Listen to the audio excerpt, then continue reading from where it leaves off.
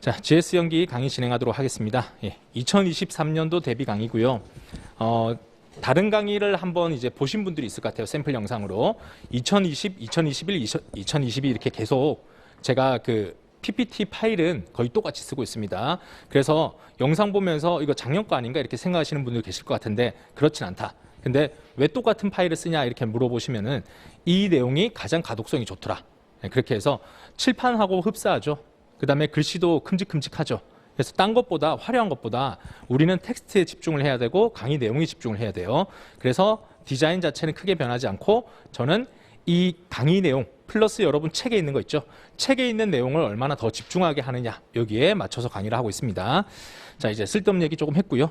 이제 연기 강의를 진행을 하는데요. 영순환 강의는 아무래도 여러분들이 그 좀 스타터라고 하죠. 우리 노무사 시험을 처음 준비하시는 걸로서 좀 쉽다라고 생각하면서 들어오셨을 것 같아요. 근데 우리 강의는요. 연기 1기, 2기, 3기 이렇게 총 4개로 나눠져 있잖아요. 제가 여러 번 그 설명회 때도 그렇고 저의 그 영상에서도 말씀드렸을 겁니다. 우리 강의는 매 순환마다 목표가 있고요. 그 목표를 다 달성하고 오셔야 돼요.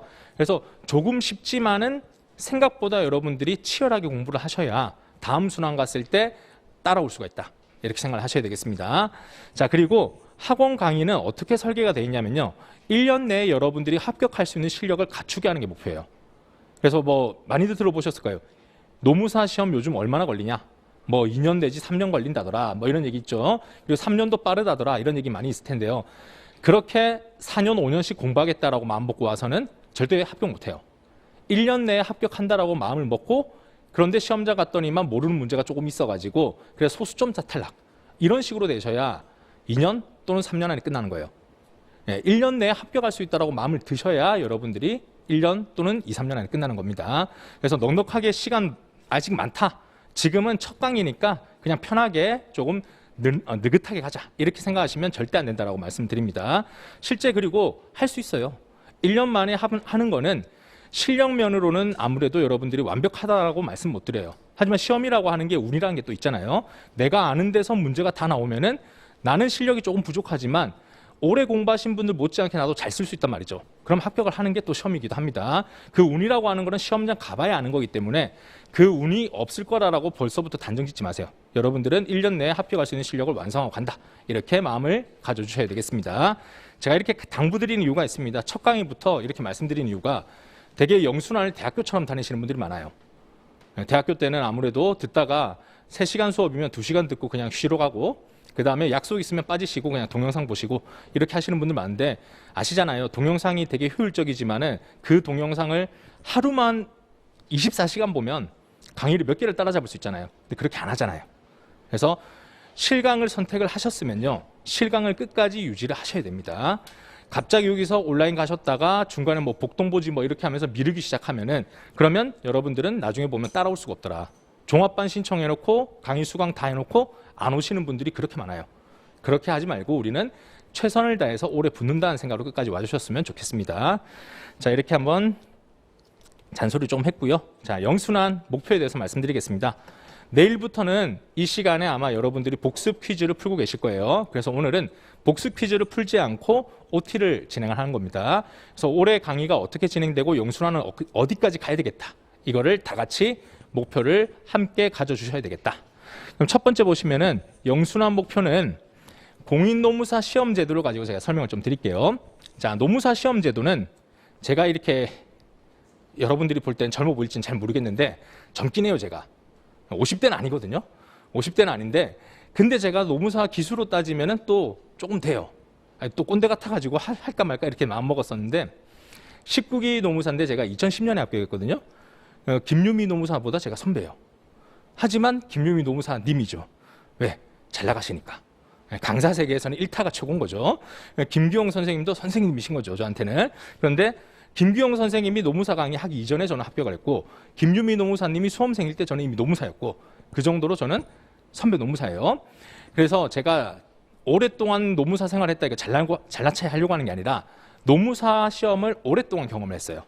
제가 노무사 시험 합격을 하고요. 그 다음에 제일 먼저 뭘 했냐면은 그때 저도 대학생이었거든요.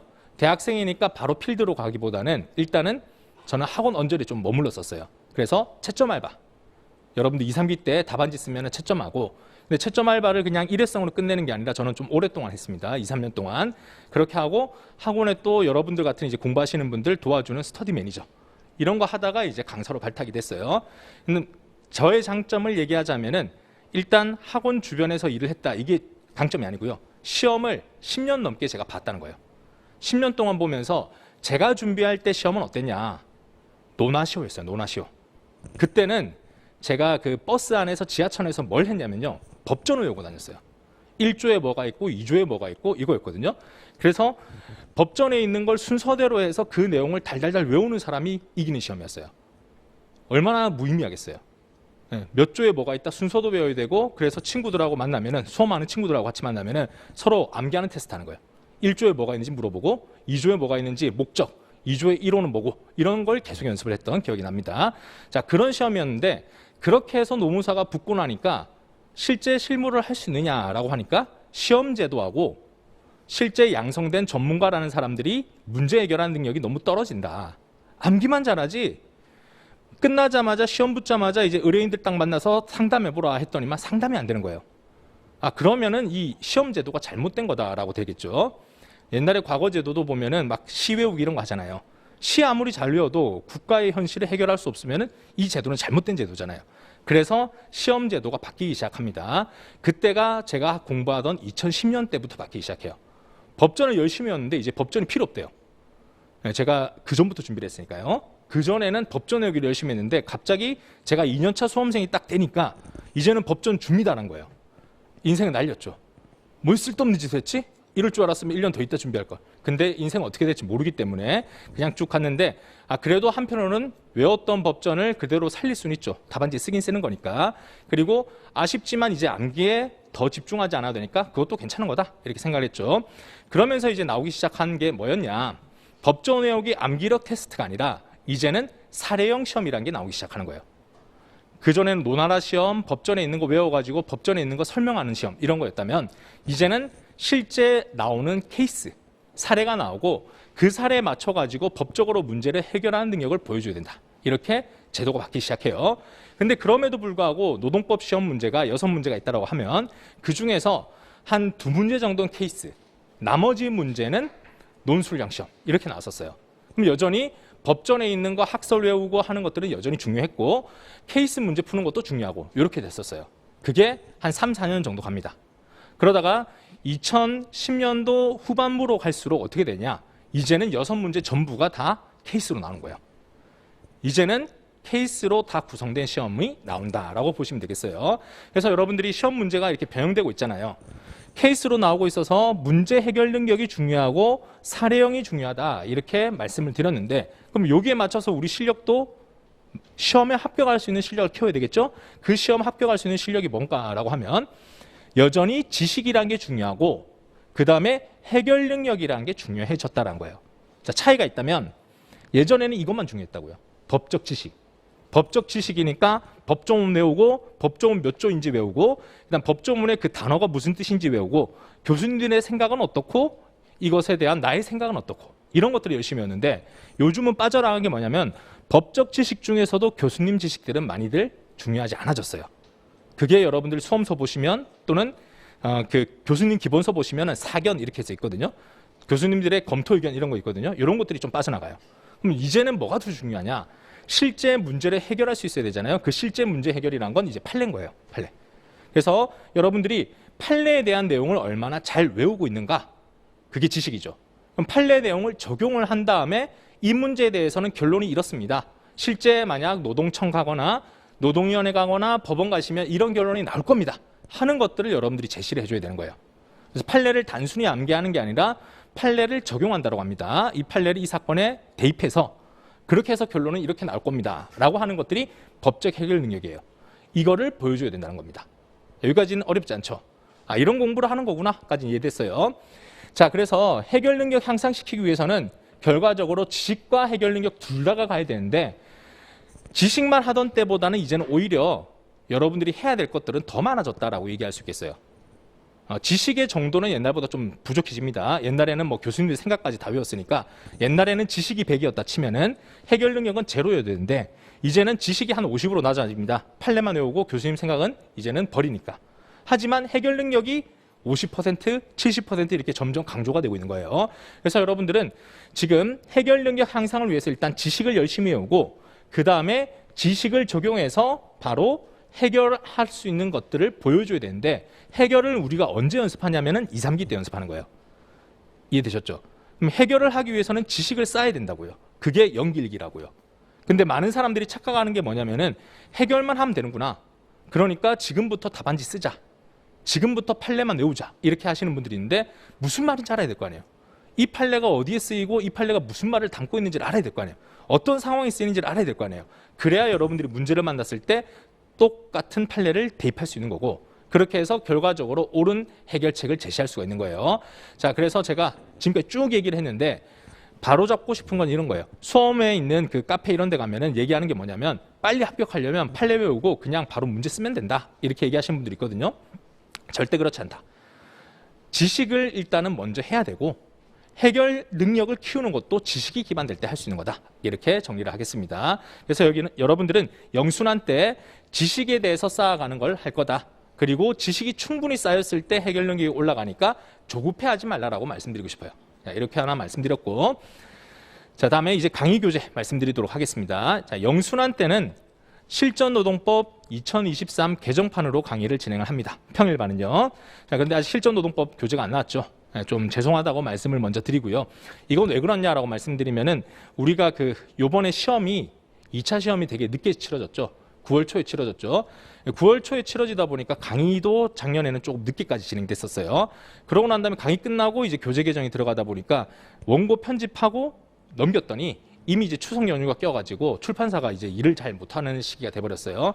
그래서 제가 열심히 압박을 했지만은 도저히 이제 물리적으로 시간이 나오지 않는다 이런 답변을 받았고 그게 지금 다음 주 금요일쯤을 예상하고 있는데 요거는 일단은 수업의 진행이 방해가 없도록 제가 프린트는 다 드릴 겁니다. 그래서 여러분들은 그냥 오셔가지고 제공되는 프린트 보고 일단 오시면 되겠고 그리고 책이 이제 나오고 나면은 그때 필기를 좀 옮겨주시면 됩니다. 근데 필기는 제가 그렇게 많이 하진 않으니까 너무 걱정하지 않으셔도 되겠습니다.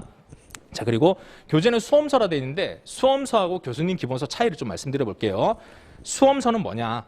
시중에 가면요 노동법 기본서라 되어 있는 게 교수님들이 내시는 책이 몇 가지가 있어요. 지금은 교수님들이 책을 많이 안 내세요.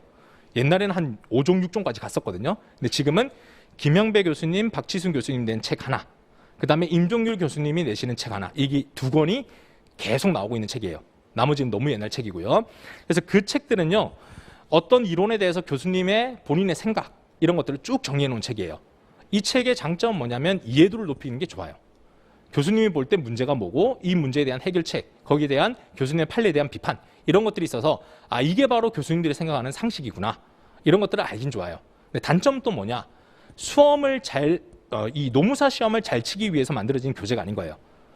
그래서 실력 쌓기는 좋은데 이해도를 높이는 데는 좋은데 암기나 정리하는 데는 좀 어렵다라고 얘기를 해요. 수험서는 이 두 교재 있죠. 그리고 플러스로 다른 교수님들의 정리해 놓은 내용들을 제가 다 총 집합을 해놓은 거예요. 그렇게 해서 제가 목차를 달고 정리를 해놓은 내용입니다. 그래서 이 책으로 공부를 하셔도 충분하다고 말씀드리고요. 이 책에 있는 내용은 다른 강사나 다른 교수님들 책이랑 비교를 해보셔도 내용은 똑같다. 그러니까 이거 보시다가 뭐 다른 책에 다른 거 있지 않을까 이렇게 안 하셔도 된다는 거예요. 그 책만 가지고도 충분히 시험을 대비할 수 있다. 이렇게 말씀드릴 수 있겠어요. 그래서 차이는 그냥 편집의 차이. 목차를 좀 더 세분화하느냐 아니면 목차를 좀 크게 잡느냐 폰트를 좀 더 키우느냐 뭐 그런 차이지 실제 내용은 크게 다르지 않다라고 말씀을 드립니다. 자, 교재 구성은 뭐 주제 선정 분량 이렇게 되어 있는데 이게 무슨 뜻이냐면 각 주제를 제가 챕터를 만들어 놨거든요. 지금은 한 100 몇 개 됩니다. 예전에는 90개로 끝내려고 했는데 최근에 노동법이 굉장히 광범해지고 있어요. 그래서 100여 개가 되고 있고 거기에 대해서 이제 수험에 필요한 분량들은 제가 적절히 압축해서 정리를 해놓은 책입니다. 이 정도로 말씀드리고 자, 질문들이 이런 거 많이 물어보셔요. 교재에 있는 내용을 다 외워야 되는가? 기본적으로는 교재에 있는 내용의 한 70%는 외우셔야 돼요. 외워야 돼요. 이거를 받아들이지 못한다라고 생각하시는 분들이 있는데 법학과 친구들한테 한번 물어보세요. 중간고사, 기말고사 어떻게 치는지. 그냥 외워요. 무슨 말인지도 모르는 것들을 정리한 다음에 그냥 달달달 외워가지고 거기에 대해 쓰시오 하면은 그냥 외워서 쭉 쓰는 거예요. 그렇게 해서 시험 치고 그냥 다 까먹어요. 네, 그런 다음에 사회에 나가니까 학교에서 그거 배우지 않았냐 하면은 외웠던 기억은 있는데 무슨 말인지 몰라요. 네, 근데 법학이라고 하는 게 뭐냐? 일단 법을 해석해야 되거든요. 법을 해석하는 거는 이미 교수님이나 법원에서 이미 다 해석을 해놨어요. 그 지식을 쌓는 게 법학 공부다 이렇게 얘기를 해요. 그러니까 이거는 기본적으로 외우긴 외워야 된다라고 말씀드려요. 이거를 너무 거부하시면 안 됩니다. 거부하면은 도저히 시험에 점수가 나오지가 않아요. 그래서 외우는 거를 측정하는 것도 하나의 시험의 항목이다 이렇게 생각하셔야 되겠습니다. 근데 이걸 그 많은 걸 한 번에 외울 수가 없잖아요. 없기 때문에 처음에 이해를 시켜드리고 반복해서 보라고 하고 1년 내내 그 책을 여러분들이 많이 보면 30번까지도 봐요. 적게 보면 10번 이상 봐요. 그러니까 같은 내용을 외우라고 채찍질을 해가면서 여러분들이 외우시기 때문에 반복하기 때문에 결국은 어느 정도 외워져요. 그래서 지금 처음부터 한 번만에 외운다? 불가능입니다. 하지만 외운다는 목표를 가지고 계속 공부를 하셔야 되겠다. 이렇게 말씀드립니다. 그래서 이걸 예전에는 나중에 외워지니까 외우지 않아도 돼요. 이렇게 얘기했더니만 나중에 외워지니까를 생략하시더라고요. 외우지 않아도 돼. 이렇게 생각하시는데 아니에요. 일단 법학시험은 법학 지식에 대한 테스트를 하는 거기 때문에 외우는 건 맞다. 하지만 오늘 당장 외울 수는 없다. 한 10개월 정도 시간을 투자하고 여러분들이 하루에 몇 시간 공부하실지는 모르겠는데 적어도 8시간 이상 공부하실 거 아니에요. 맞죠? 제가 얘기를 하고 잠시 당황했어요. 그럴 리가 없는데 하는 표정을 지으신 것 같아서 하루에 8시간까지 그리고 지금 10개월 넘게 공부하실 거잖아요. 그 많은 시간을 투입해가지고 계속 보니까 외워질 수밖에 없다.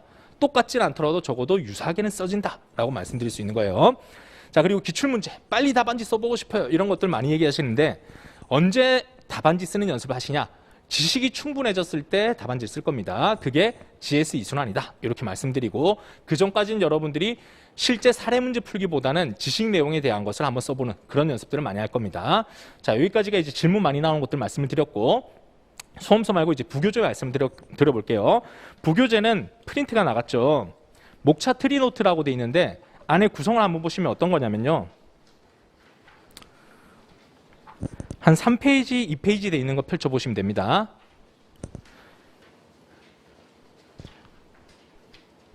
아, 거기도 페이지가 있군요. 거기 말고 주제가 쭉 나와 있는 거 말고요. 주제에 있는 거 쭉 제끼고 나면은 네모 칸돼 있는 거 있죠. 자, 제가 보여드리면 이렇게 돼 있는 거. 여기를 가지고 말씀드려 볼게요. 자, 부교재의 목표는 뭐냐면요. 여러분들이 법서라는 걸 처음 보시니까 처음에는 목차가 있어요. 법산에. 목차라고 하는 게 뭐냐면은 이렇게 로마자가 있고 숫자 목차가 있고 가로 목차가 있고 이런 목차들이 다 있거든요. 근데 요 내용들을 여러분들이 처음 볼 땐 집중을 안 해요. 어디에 집중하냐면 이렇게 줄글 있잖아요. 여기에 집중을 하세요.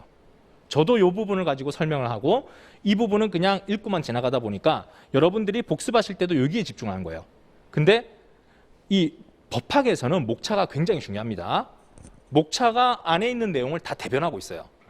그래서 목차 내용도 결국은 궁극적으로 외워야 되는데 근데 목차 있는 내용을 처음부터 왔다 갔다 하면서 볼 수 있느냐 하면은 그걸 못 본다고요. 그래서 이제 강제적으로 이 교재를 만든 거예요. 여러분들이 수험서 읽어오세요라고 하면은 수험서를 10번 읽어도 안에 있는 내용만 읽고 오시니까 그러면은 이게 바로 뭐라고 하냐면 그 수험판에서 얘기할 때 나무에서 숲을 본다 이렇게 얘기하거든요. 숲이 큰 거잖아요. 것이. 나무가 세분화된 거잖아요. 밑이. 계속적으로 여러분들은 줄글만 보고 오는 거예요. 줄글에 있는 말은 무슨 말인지 알겠는데 이 논점, 이 쟁점에 대해서는 그럼 어떻게 구성되어 있나요? 큼직큼직하게 어떤 주제로 구성되어 있나요? 하고 물어보면 그 내용은 또 잘 안 봐진다는 거예요. 이거를 왔다 갔다 하면서 보는 사람들이 훨씬 더 이해도 빠르고 그리고 암기도 잘 됩니다. 그걸 거시적으로 볼 수 있으려면 뭔가 자료가 하나 더 있으면 좋겠다라고 생각해서 제가 만든 게 이겁니다. 그래서 별거 아니죠. 뭐 틀이라고 돼 있는데 딴 게 아니고 목차를 좀 더 큼직큼직하게 볼 수 있도록 한 거고 그래서 로마자 1의 목차는 뭘로 돼 있고 로마자 2의 목차는 뭐로 돼 있고 그 안에 있는 내용들은 뭐로 구성돼 있구나 이렇게 한눈에 좀 볼 수 있도록 편집을 한 거예요. 자, 여기까지 이해되셨죠? 그리고 이 목차를 보는 걸로 끝내는 게 아니라 활용 방법은 뭐냐면 옆에 보시면 키워드 돼 있죠. 키워드. 이 키워드를 여러분들이 메꿔주셔야 돼요. 그 키워드 메꾸는 방법은 제가 자료 앞에다가 써놨어요. 어떤 거가 키워드다. 이런 것들을 어떻게 쓰면 된다. 요거는 써놨으니까 정답이 있는 게 아닙니다. 그래서 여러분들이 복습하실 때 아무것도 없이 그냥 읽기만 하면은 뭔가 남는 게 없잖아요. 그러니까 읽고 난 다음에 이걸 한번 해보자. 해보다 보면은 여러분들이 다시 또 책을 보게 되고 책 보면서 그런 키워드 잡아보려고 내용을 생각하게 되고 그러다 보면 이제 복습이 자연스럽게 되는 겁니다. 그래서 암기를 좀 더 활성화시키기 위해서 여러분들이 생각하는 키워드를 잡으세요. 키워드 보면서 전체 문장 떠올려 보세요. 이런 것들을 반복해서 연습하시라. 이렇게 해서 만든 겁니다. 그래서 나무에서 숲을 보고 세분화된 내용에서 전체를 볼 수 있도록 하고 다시 전체를 보면서 세분화된 내용을 생각할 수 있게 만드는 자료다. 이렇게 보시면 되겠어요. 그래서 요거를 잘 활용하신 분들이 확실히 나중에 갔을 때 훨씬 더 기억이 오래 간대요. 이거는 몇 년 동안 써먹어 봤거든요. 한 3년 동안 써보니까 나중에 이제 합격하신 분들 있잖아요. 써봤는지 쓰고 난 다음에 효과가 어땠는지. 물론 이거 안 써도 합격하는 분들이 있어요. 근데 쓰셨던 분들 중에는 나중에 효과가 좋았냐라고 물어보니까 할 때는 괴로웠대요. 뭐든 하라고 하면 그냥 읽는 게 편하잖아요. 되어 있는 거 읽는 게 편하지 내가 생각하고 뭔가 메꾸고 귀찮잖아요. 하지만 이렇게 고생했던 것이 나중에는 생각 같은 게 훨씬 더 잘 나더라. 이렇게 하는 내용을 제가 답변을 받았습니다.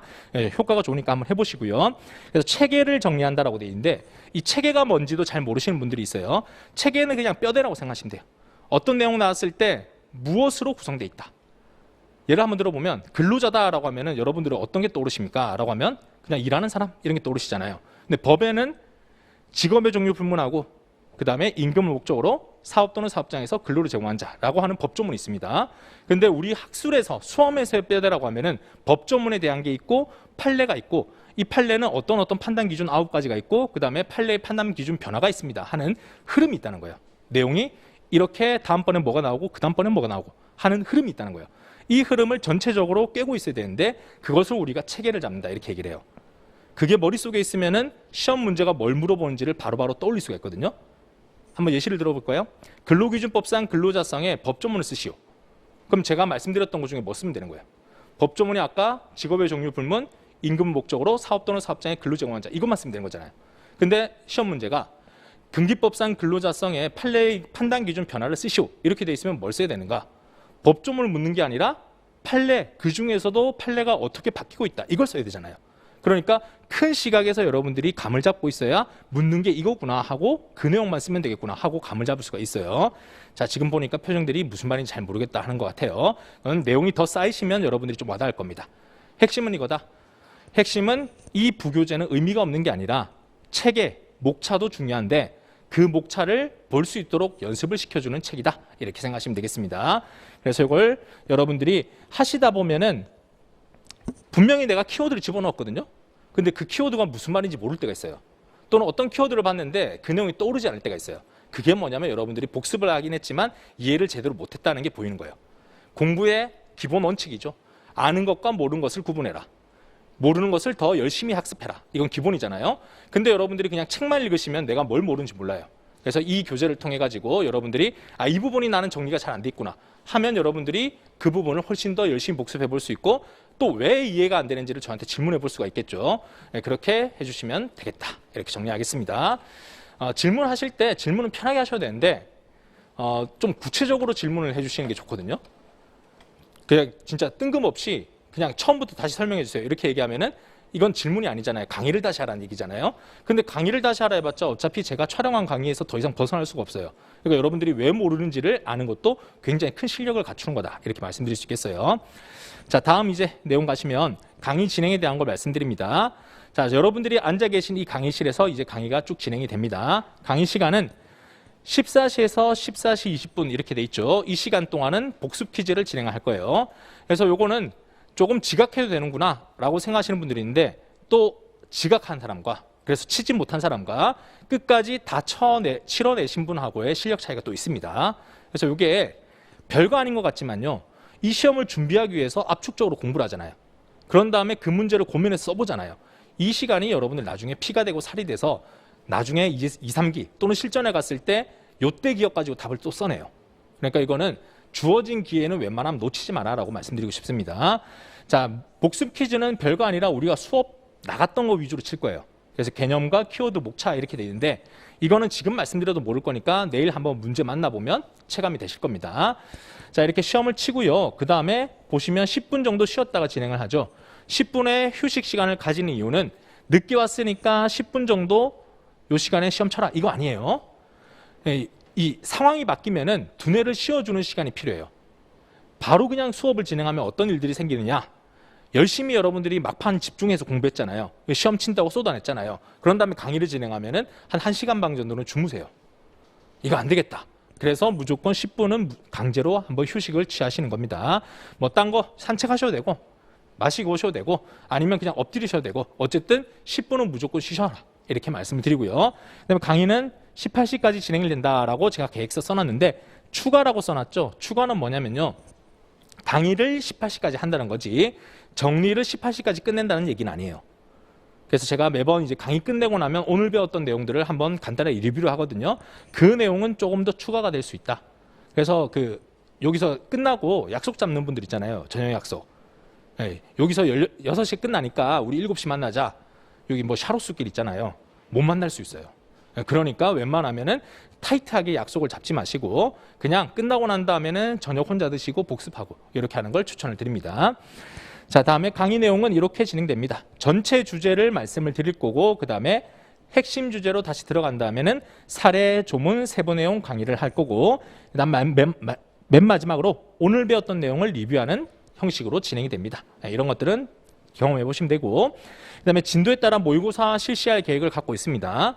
이게 원래 제 마음은 2, 3회를 치겠다라고 마음 먹었는데 강의하다 보면 이게 잘 안 지켜지는 경우가 있어요. 이유는 뭐냐면은 아무래도 여러분들이 실강생의 표정을 보면서 제가 강의를 하거든요. 저는 열심히 설명했는데 이해도가 좀 떨어진다. 여러분들의 표정이 좋지 않다. 그러면은 또 설명을 하고 추가적으로 좀 더 풀어서 설명을 하다 보면은 제 생각보다는 강의가 좀 지연될 때가 있어요. 그럴 때는 모의고사를 좀 희생해서라도 강의를 훨씬 더 진행할 수도 있다. 이렇게 말씀을 드립니다. 자, 모의고사 치게 되면은 그때 다시 한번 말씀드리도록 할게요. 내일은 모의고사 치니까 그때 진도 안 나가니까 오셔가지고 시험만 치고 가시면 된다. 이렇게 할 거니까 걱정 안 하셔도 되겠고. 자, 마지막 이제 복습. 복습은 예습보다 복습이라 써놨죠. 예, 이 법학 그리고 처음 공부하는 이 과목을 여러분들이 예습을 하겠다. 무모한도전이에요. 절대 예습을 하지 마시고 복습하세요. 복습만 하시면 되겠고. 자, 복습하는 방법을 말씀드립니다. 요거 안 지켜도 되는데 효율적으로 하는 방법을 말씀드리는 겁니다. 자, 나무에서 숲을 보면서 제가 왔다 갔다 하라 그랬죠. 내용을 우리가 한 줄만 외우는 게 아니라 이 많은 내용을 계속 머릿속에 담고 가야 돼요. 그렇기 때문에 여러분들은 전체 문장을 일단 속독을 해서 오늘 배웠던 내용을 생각하지 말고 그냥 달려가세요. 책을 읽으실 때 왜 이렇게 하는 거냐. 제가 특강 때도 말씀드렸을 겁니다. 우리가 지금 이 보고 있는 이 문장들을 익숙하게 만들어야 돼요. 그래서 이거는 길을 볼 때 처음 갔던 지역을 갔을 때 길이 이렇게 생겼구나 하는 과정을 학습을 하는 겁니다. 자, 그래서 전체적으로 어떻게 생겨먹었다라는 게 보이고 나면 나도 모르게 친근감이 생겨요. 내적 친밀감. 그러면 다음번에 뭘 하느냐? 목차 중심으로 정독을 한다. 정독은 두 번째 할 때 하는 거예요. 두 번째. 자, 그때는 무슨 의미인지도 한번 생각을 해보고 의미가 무엇인지 곱씹어보면서 천천히 읽어보는 겁니다. 자, 그 다음에는 어떻게 하느냐? 세부 내용 정독이라 돼 있죠. 그럼 두 번째와 세 번째 차이가 뭐냐? 목차. 요거는 목차를 열심히 보라는 거고 요거는 세부 내용을 보라는 겁니다. 그럼 목차를 먼저 보고 그 다음에 세부 내용을 보라는 이유는 뭐냐? 아까 말씀드렸죠. 법학에서 목차는 뭐라고요? 세부 내용을 담고 있는 걸 요약한 거예요. 요약한 거. 그래서 제가 지금 계속 말씀드린 거는 일단 글을 익숙하게 만들어라. 전체 내용이 무엇인지에 대해서 익숙하게 만들어라. 그 다음에 내용을 하나하나 읽어보자. 이렇게 하는 겁니다. 그래서 머릿속에 설계도를 먼저 그리고 그 다음에 그 내용들을 채워나가는 연습을 한다. 이렇게 생각을 가져주시면 되겠고 다음 네 번째로 다시 전체 문장을 속독하게 해서 여러분들이 또 내용을 익숙하게 만들어주는 겁니다. 자, 이렇게 해주시면은 네 번을 벌써 봤죠. 근데 이렇게 하고 난 다음에도 시간이 남을 거예요. 근데 요것만 그려도 난 너무 힘들어야 하시는 분들이 있더라고요. 그런 분들은 여기까지 끝내고 다음번에 복습을 하면 되겠고 그렇지 않은 분들은 여기서 추가적으로 더 회독을 하고 오시면 되겠다. 근데 중요한 건 이거라는 거죠. 중요한 건 속독을 먼저 하라는 거예요. 생각하지 말고 무조건 빨리 읽어라. 다음번에는 목차를 먼저 봐라. 그 다음에 세부 내용을 찬찬히 봐라. 그러지 않고 이런 걸 말씀 안 드리고 강의를 진행하고 복습하라 했더니만 세부 내용만 보고더라. 이렇게 해서는 오래 가지 못한다. 이렇게 말씀드립니다. 자, 그리고 밑줄. 밑줄은 처음부터 중요하다고 생각하는 문장에 밑줄 긋지 마라. 이거는 얘기 많이 들어보셨죠? 예, 밑줄은 언제 끊는 거냐? 나중에 실력이 쌓이고 나면 그때 보면 중요한 게 보여요. 지금은 여러분들 밑줄 끄라 그러면 다 끌걸요? 네, 그러고 나면은 외워야 될 거를 밑줄을 그어야 되는데 외울 필요가 없는 것도 밑줄을 긋더라. 그러면 여러분들 너무 많은 에너지 소모를 하니까 지금은 일단 가볍게 읽으시는 걸 추천드리고, 정답은 밑줄 그어야만 좀 보입니다 하시는 분들은 연필, 연하게 그으시는 걸 추천드립니다. 그리고 형광펜도 웬만하면 X 이렇게 되는데, 목차에 형광펜 긋는 거는 뭐 그거는 알아서 하시면 됩니다. 하셔도 되고 안 하셔도 되고. 자, 그리고 질문. 문제가 어렵다, 복잡하다 이렇게 느껴지는 부분 있죠. 그건 왜 그러냐? 익숙치 않아서 그런 것도 있고요. 초반부에 나왔지만 이거는 실제 나중에 후반부에 배우는 것도 있어요. 그러니까 지금은 설명을 안 하고 그냥 단어로만 본 게 있거든요. 그래서 이게 법학은 또 그렇습니다. 법학은 3회, 4회 하고 나면 자연스럽게 해소되는 것들이 많아요. 그래서 일단 여러분들이 모르는 게 많다라고 해서 좌절하지 마시고, 여러 번 보다 보면 언젠간 될 거야 이렇게 생각하시면 되고요. 그리고 정 안 되겠다 하면 질문하세요. 그러면 제가 이거는 나중에 나오니까 지금 모르셔도 됩니다 이렇게 말씀드리기도 하고, 아니면 요 정도 아시면 됩니다 하고 말씀드릴 테니까요. 질문한 걸 너무 걱정하지 않으셔도 되겠습니다. 자, 그래서 영순환은 이해순환이다라고 말씀드렸는데 암기를 하긴 해야 되는데 이해에 좀 더 집중을 해놨죠. 이해에 90%가 있다라고 생각하시면 되겠고, 암기를 그래도 제가 요구는 할 겁니다. 의 같은 것들을 좀 외워는 두셔야 되거든요. 그래야 나중에 다음 스텝으로 넘어갈 수 있기 때문에 이해를 웬만하면 집중하되 암기도 어느 정도 조금 따라오시면 되겠다. 이렇게 정리를 하겠습니다. 자, 다음 가시면, 그래서 법적 지식 쌓는 게 연기 일기인데 여러분들 뭘 생각하셔야 되면요, 연기 때 이해를 하니까 천천히 느긋하게 가면 된다, 이게 아닙니다. 연기 때 최대한 많은 내용들을 여러분들이 알고 일기 때 암기를 완성한다. 그럼 2기 때 뭘 하는다? 2기 때부터 여러분들 답안지를 써내는 거예요. 3기 때는 실력을 완성해야 됩니다. 생각보다 되게 빠듯빠듯한 거예요. 그래서 연기를 여러분들이 첫 시작이지만 정말 노무사 제대로 준비한다는 생각으로 오셔야 된다, 이렇게 말씀드리고, 개념 암기까지 확실히 해주시면 되겠다, 이렇게 정리하겠습니다. 자, 질문 어디다 하느냐? 카페에 가입하신 분들도 계실 거고 아니신 분들이 있을 텐데, 저는 우리 수험 카페 있잖아요. 거기에 활동을 잘 안 해요. 거기는 일단 제가 등급이 노무사로 돼 있지가 않아요. 제 아이디를 클릭해 보시면 알겠지만, 그리고 제가 뭐 있으면은 가끔 들어가긴 하는데 웬만하면 저는 여기 제 카페를 활용을 하니까 여기다가 질문 올리시면 되고요. 그리고 이메일도 여기다가 질문을 해주시면 됩니다. 자, 그리고 휴대폰은 요거는 제가 강사용으로만 쓰는 휴대폰이에요. 웬만하면 어디에 있냐면 가방 안에 던져놓거나 책상에 올려놓거나 하고 잘 안 보거든요. 그래서 여러분들이 여기 카톡이나 문자를 보내주시면은 제가 확인하면 답변 드리도록 할게요. 자, 이렇게 할 거고, 카톡방을 하나 만들 건데 그건 내일 공지하도록 하겠습니다. 그 공지는 강의 끝날 때마다 오늘은 뭐 보세요, 아니면 내일 모의고사 있습니다, 이런 것들은 카톡방에다 공지를 하겠습니다. 자, 이렇게 돼 있고 편하게 문자나 카톡 주셔도 됩니다. 여기까지 진행을 하고요. 자, OT는 이제 끝이 났습니다. OT 끝났으니까 이제 10분 쉬시고요. 그 다음에 지금 좀 시간이 애매하네요. 45분에 강의 다시 진행하도록 하겠습니다.